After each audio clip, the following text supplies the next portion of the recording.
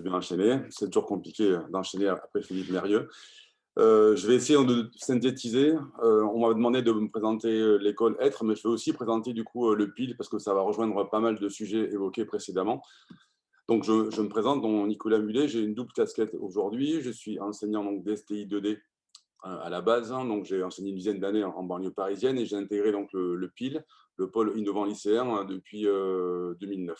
Le PIL, peut-être que certains connaissent parmi vous, c'est une structure de retour à l'école expérimentale de l'Académie de Paris, qui existe d'ailleurs, qui a fêté ses 20 ans hier. Donc, c'est très peu connu, difficile de subsister. Voilà, je remercie, j'en profite pour remercier Yves et puis euh, Claire qui nous ont pas mal aidés sur, voilà, quand on était en difficulté.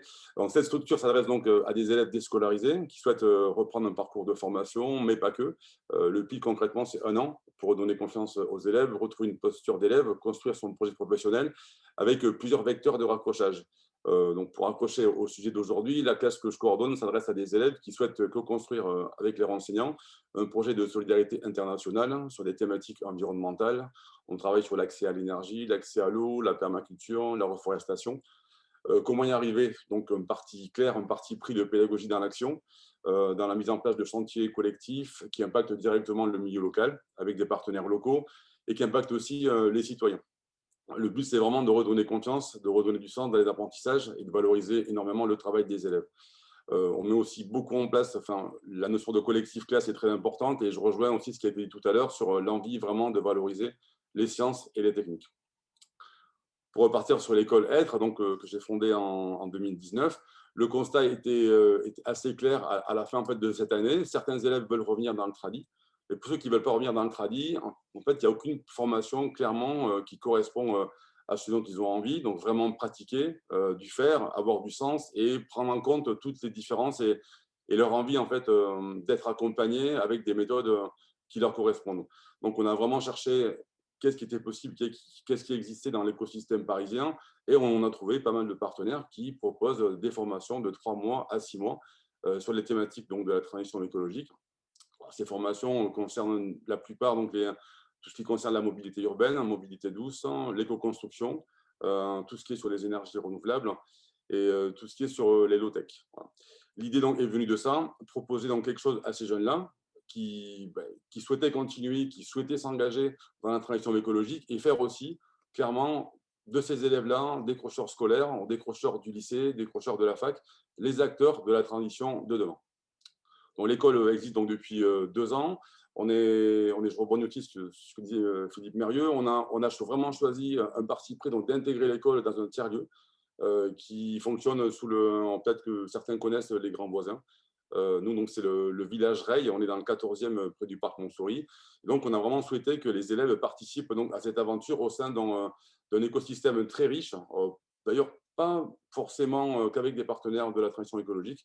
On peut rencontrer sur le lieu tout type d'associations culturelles, artistiques.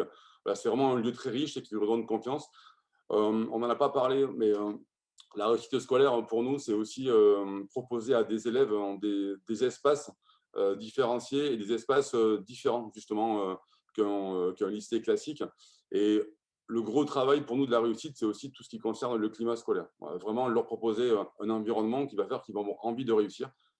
Donc, je vous invite d'ailleurs à venir nous visiter hein, si ça vous intéresse dans le 14e. Donc, euh, quelques chiffres juste sur cette année-là. Donc, on est hors système, hein, on n'est pas dans l'éducation nationale. On fonctionne grâce à des appels à projets, des subventions de fondation, la région Île-de-France et la mairie de Paris. Et on a déjà sur l'année 2021 donc, 45-50 élèves qui sont passés par des formats de préqualification. Donc, on propose des formats de 3 mois, donc très rapides, hein, donc pour se remettre dans une posture élève et choisir un parcours sécurisé chez les partenaires.